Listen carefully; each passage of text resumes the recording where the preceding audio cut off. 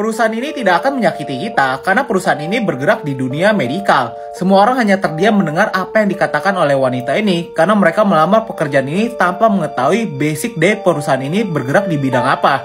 Wanita ini juga menjelaskan mengapa dia mengikuti ujian ini karena dia itu berharap mendapatkan pekerjaan baru di perusahaan dia yang dulu dengan gaji yang lebih tinggi. Kemudian wanita ini juga jauh lebih menjelaskan background dari perusahaan ini. Perusahaan ini menciptakan suatu obat untuk menyembuhkan penyakit berbahaya yang telah menyebar di umat manusia. Semua kandidat lainnya sangat penasaran dengan pernyataan wanita ini dan mulai menanyakan beberapa hal. Contohnya seperti siapa pemilik perusahaan yang memberikan ujian seperti ini. Tapi wanita itu hanya menjawab, dulu memang dia bekerja di perusahaan ini, tapi dia tidak pernah bertemu dengan pemilik perusahaan ini.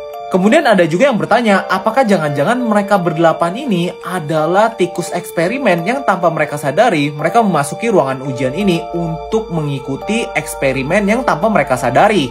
Tetapi wanita itu mengatakan dia tidak tahu, tapi kemungkinan besarnya kemungkinan tidak. Di tengah-tengah pembicaraan ini, tiba-tiba salah satu kandidat wanita yang mengikuti ujian ini melihat bagian atas dari ruangan ujian ini dan melihat ada alarm pemadam kebakaran. Jangan-jangan kalau kita menyalakan alarm ini dan mengeluarkan air tersebut bisa mengeluarkan pertanyaan yang dirahasiakan. Dia pun mengambil pemancing api dari kantong penjaga ruangan ini tanpa berbicara dan tanpa meminta izin, sehingga dia tuh tidak melanggar peraturan yang diberikan oleh penguji ujian ini. Nah setelah itu dia naik ke atas meja untuk menyalakan alarm pemadam kebakaran ini, tapi sayangnya dia tidak sampai. Nah kemudian kandidat nomor 5 memberikan kertas dan akhirnya kandidat ini berhasil menyalakan alarm untuk mengeluarkan air. Nah setelah hal itu terjadi, tiba-tiba penjaga ruangan tersebut langsung menghampiri wanita ini dan rupanya kertas yang digunakan adalah kertas miliknya sendiri. Kandidat nomor 5 telah menipunya dan mengambil kertas milik wanita itu untuk dibakar.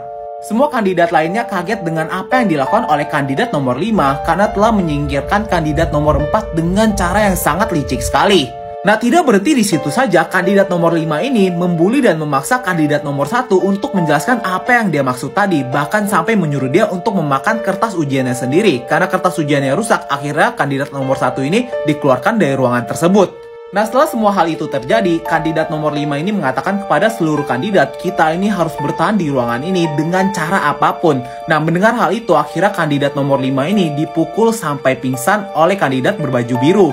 Kemudian kandidat nomor 5 diikat di atas kursi dan mulutnya itu ditutup. Dan ketika terbangun, kandidat nomor 5 ini mengatakan, "Gimana obatku?" Dan tiba-tiba kandidat nomor 5 mengatakan dia itu terkena penyakit yang sangat parah sekali dan hanya obat dari perusahaan ini yang bisa mengobati penyakitnya itu. Dan dia juga mengatakan tolong dia mencari obat tersebut. Kalau sampai ketemu, dia akan memberitahu bagaimana cara menyelesaikan ujian ini.